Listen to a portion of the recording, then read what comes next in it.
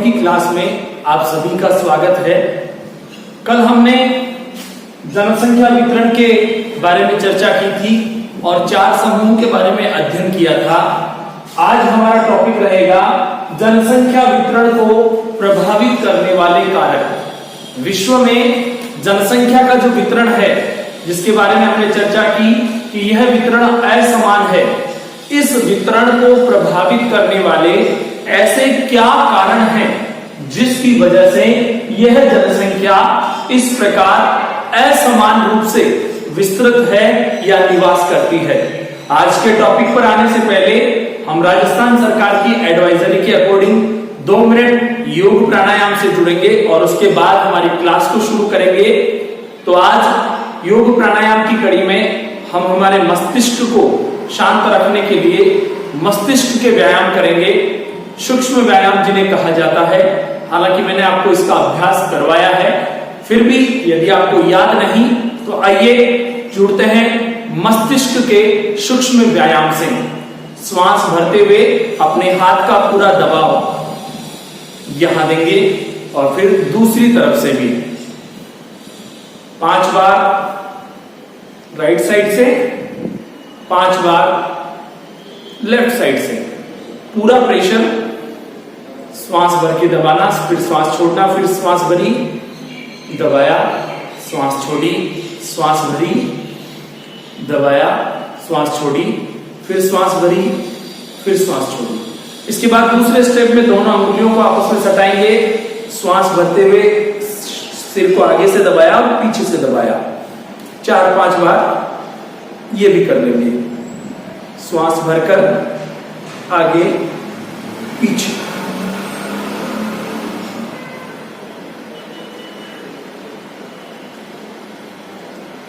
यह व्यायाम भोजन करने के बाद भी किया जा सकता है। हालांकि सुबह सुबह खुली हवा में आप करें तो सबसे बढ़िया है, लेकिन उसके बाद अगर खुली हवा में नहीं कर पाए, भोजन करने के बाद बंद कमरे में भी इसको कर सकते हैं। हमारा बिल्कुल मस्तिष्क जो है तरोताजा रहेगा। और सुबह उठने के बाद करें तो इसमें एक क्रिया को और जोड़ दें।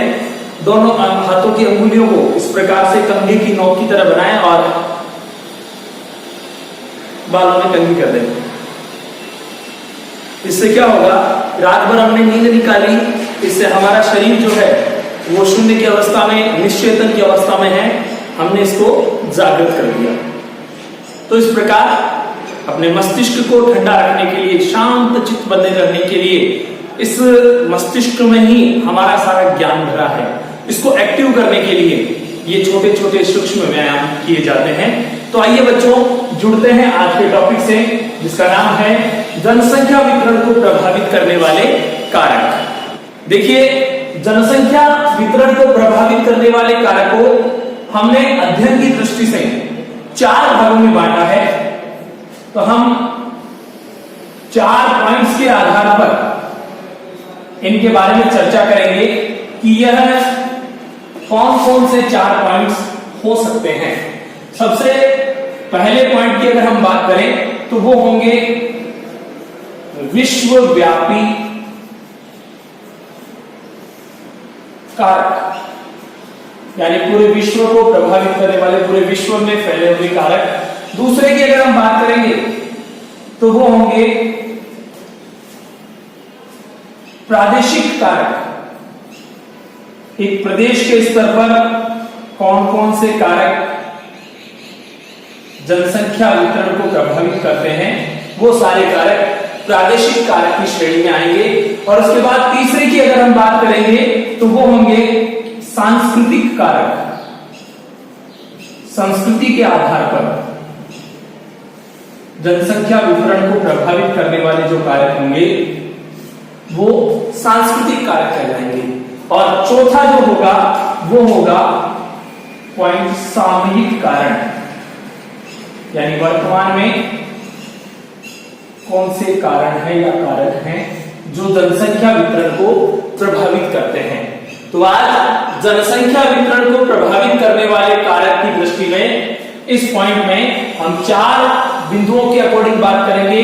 पहला बिंदु हमारा रहेगा विश्वव्यापी कारक दूसरा रहेगा प्रादेशिक कारक, तीसरा रहेगा सांस्कृतिक कारक और चौथा रहेगा सामयिक कारक। तो आइए शुरुआत करते हैं। प्रथम पॉइंट से बात करें, विश्वव्यापी कारक। ऐसे कौन से कारक हैं जो पूरे विश्व को प्रभावित करते हैं जनसंख्या वितरण की दृष्टि से, यानी जनसंख्या के वितरण को प्रभावित करने वाले विश्वव्यापी कारक कौन कौन से हैं? तो अगर हम बात करें सबसे पहले कारक के बारे में, तो वो होगा अवस्थिति।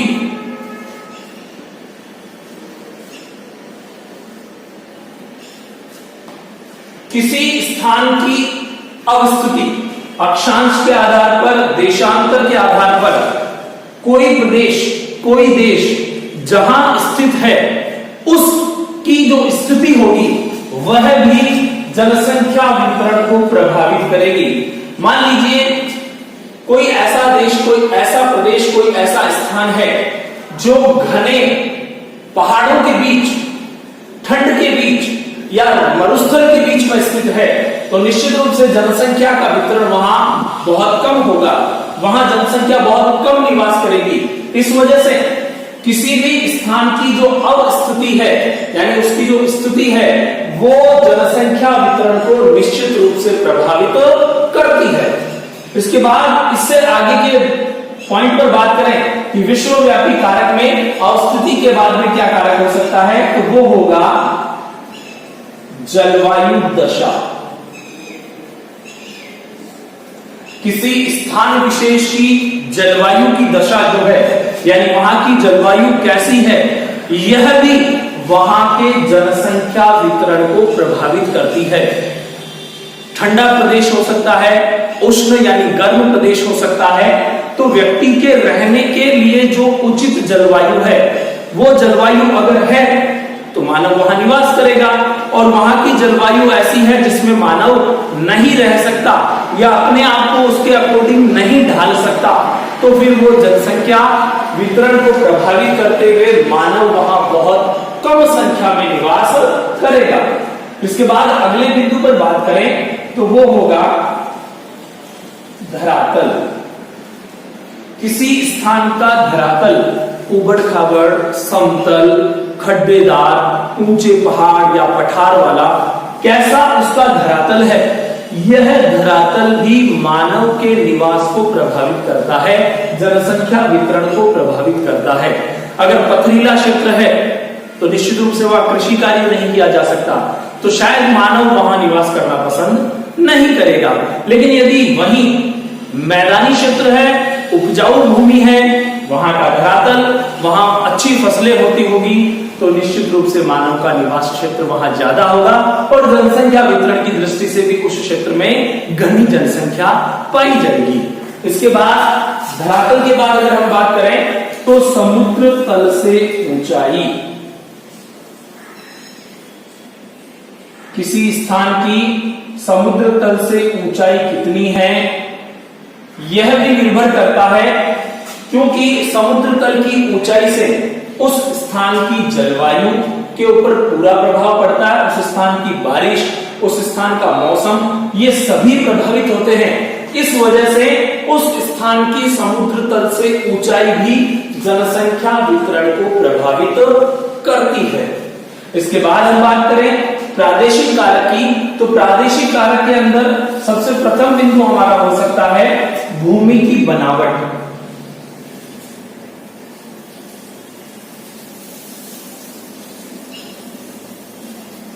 भूमि किस प्रकार की है, पथरीली जमीन है, कृषि योग्य भूमि है, बंजर भूमि है, यह वहां की भूमि तय करेगी कि वहां जनसंख्या निवास कर पाएगी या नहीं कर पाएगी।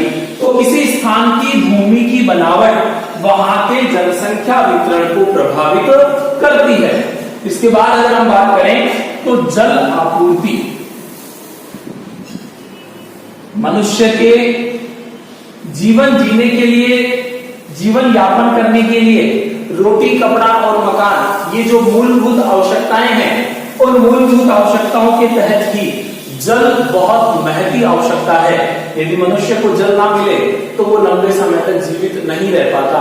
इसलिए वो जिस क्षेत्र में निवास करता है वहां जल की आपूर्ति कैसी है यह भी बहुत प्रभावित करती है। यानी जनसंख्या का वितरण ऐसे स्थानों पर अच्छा होगा जहां जल की आपूर्ति अच्छी है, पीने योग्य जल।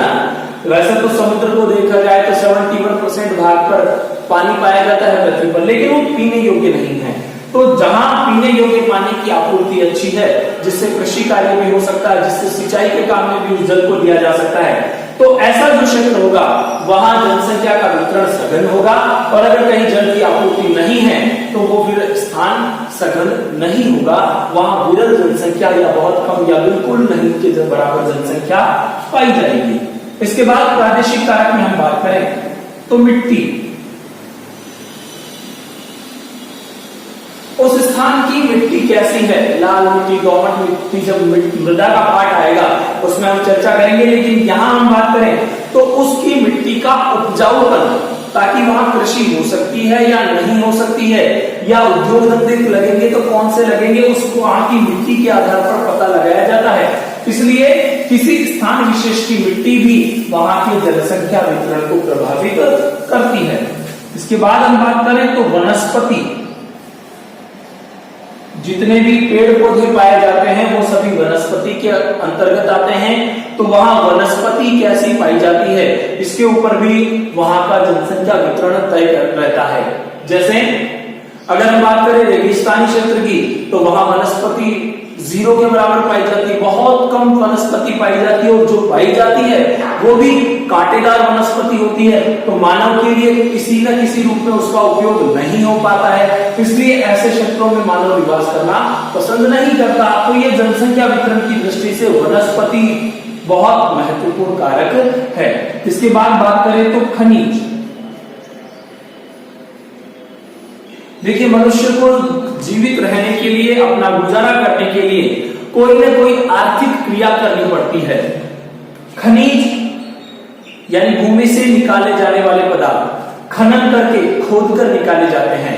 अगर मनुष्य जिस क्षेत्र में निवास कर रहा है वहां खनिजों की उपलब्धता है तो खनन क्रिया के द्वारा वो भूमि के अंदर से खनिजों को निकालता है, जिससे उसे आर्थिक लाभ होता है।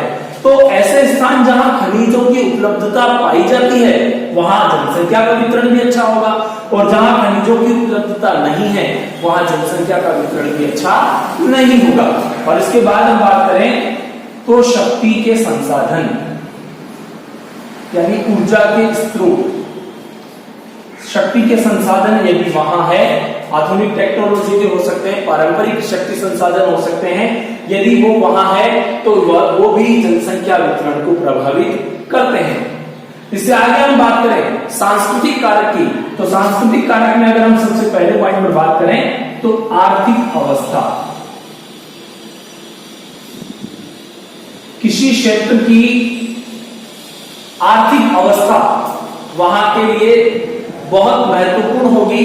व्यक्ति वहां निवास करेंगे या नहीं करेंगे ये वहां की आर्थिक व्यवस्था ही तय करती है, क्योंकि मनुष्य वहीं रहना ज्यादा पसंद करेगा जहां उसे किसी न किसी प्रकार धन का अर्जन हो, अर्थ का अर्जन हो, पैसे की प्राप्ति हो। इसलिए आर्थिक व्यवस्था भी जनसंख्या वितरण को बहुत ज्यादा प्रभावित करती है। और इसके बाद आर्थिक व्यवस्था की बात करें तो उन्नति का स्तर।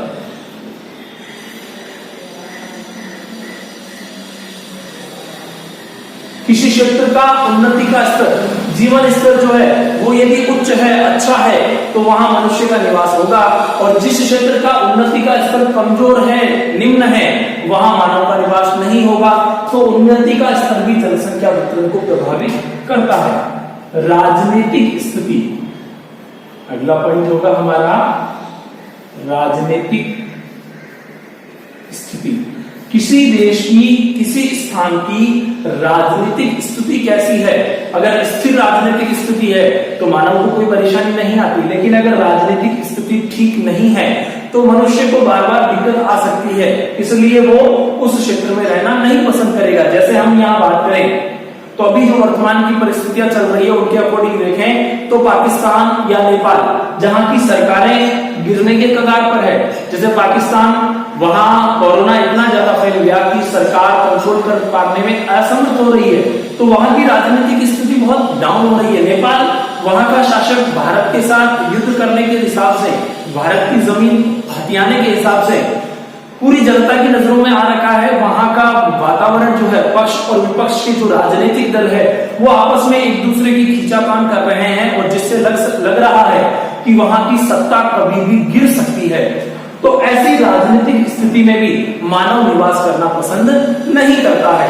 तो जिस स्थान की राजनीतिक स्थिति अच्छी होगी उस स्थान पर मानव निवास करेगा, वहां जनसंख्या का वितरण अधिक होगा, और जहां की राजनीतिक स्थिति अस्थिर होगी, ठीक नहीं होगी, वहां जनसंख्या वितरण भी बहुत कम होगा। इसके बाद हम बात करें तो परिवहन के साधन।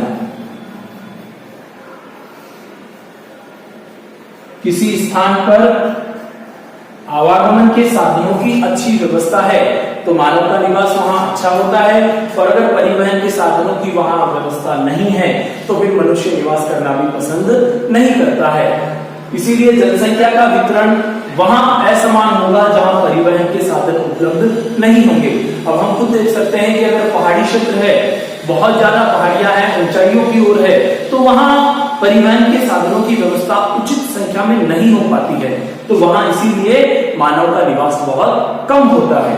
परिवहन के साधनों के बाद बात करें तो व्यापार। किसी स्थान का व्यापार यदि श्रेष्ठ है, वहां व्यापार की सुविधाएं अच्छी है, वहां का बाजार अच्छा सेट है, तो फिर मनुष्य का निवास भी वहां अच्छा होगा। और अगर व्यापार की सुविधा नहीं है तो मानव वहां निवास करना पसंद नहीं करेगा। इसलिए जनसंख्या वितरण उसी क्षेत्र का अच्छा होगा जहां व्यापार अच्छा है, और अगर वहां व्यापार की स्थिति दयनीय है तो वहां जनसंख्या वितरण असमान होगा। इसके बाद सामयिक कारण की बात करें तो इसमें सामयिक कारण में हमारा पहला बिंदु हो सकता है वातावरण का अनुकूलन। वातावरण का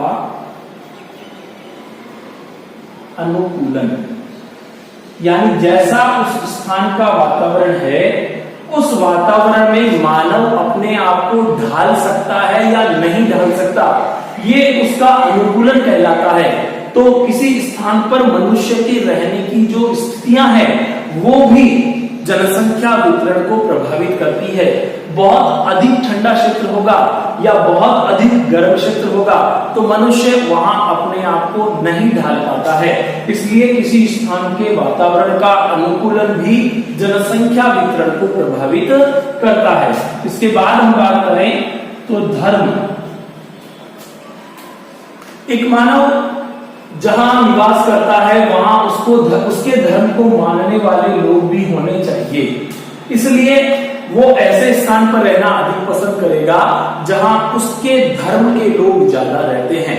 इसलिए धर्म भी जनसंख्या वितरण को प्रभावित करता है। इसके बाद सामाजिक मान्यताएं। सामाजिक मान्यताएं किसी समाज में किस प्रकार की रीति रिवाज, किस प्रकार की परंपराएं प्रचलित है, ये वहां के जनसंख्या वितरण को प्रभावित करती है। मान लीजिए यदि किसी क्षेत्र में बाल विवाह का प्रचलन अधिक है या कन्या, महिला या बालिका स्त्रियों को कम महत्व दिया जाता है, तो अगर अच्छे शैक्षिक स्तर का एजुकेटेड परिवार होंगे, एजुकेटेड लोग होंगे, वो उस नए क्षेत्र में जाकर बसना पसंद नहीं करेंगे, क्योंकि स्त्री और पुरुष इस संसार रूपी गाड़ी के दो पहिए हैं, दोनों का बैलेंस रहना बराबर है। तो उस स्थान की सामाजिक मान्यताएं किस प्रकार की है, यह भी वहां के जनसंख्या वितरण को प्रभावित करती है। इसके बाद बात करें तो सामाजिक संरचना। उस समाज की संरचना कैसी है। सामाजिक संरचना, पुरुषों को महत्व दिया जाता है, महिलाओं को महत्व दिया जाता है, समाज किस प्रकार से बना हुआ है, समाज के क्या रीति रिवाज है, समाज की क्या परंपराएं हैं, समाज कौन से त्योहार, कौन से पर्व आयोजित करता है, ये सारी बातें सामाजिक संरचना के अंतर्गत आती है। तो किसी स्थान की सामाजिक संरचना भी जनसंख्या वितरण को बहुत अधिक प्रभावित करती है। तो हमने बात की है जनसंख्या वितरण को प्रभावित करने वाले कारक के बारे में। 4 बिंदुओं के अकॉर्डिंग विश्वव्यापी कारक, प्रादेशिक कारक, सांस्कृतिक कारक और सामूहिक कारक। इन चारों कारकों के बीच के कुछ भाग हमने बोर्ड पर लिखने के प्रयास किया है। आप लोग अपनी कॉपी में इस सारणी को ड्रॉ करेंगे, बनाएंगे। जनसंख्या वितरण को प्रभावित करने वाले कारक और 4 बिंदुओं के अकॉर्डिंग इन चारों बिंदुओं में जो हमने बिंदु एक एक करके लिखे हैं, इनको आप लिखेंगे। ये सारणी आप अपनी कॉपी में तैयार करेंगे। तो बच्चों, आज के टॉपिक में बस इतना ही। कल हम इससे अगले विषय के ऊपर बात करेंगे। तब तक आप इस सारणी को अपनी कॉपी में बनाएं, पढ़ते रहिए, आगे बढ़ते रहिए। Thank you.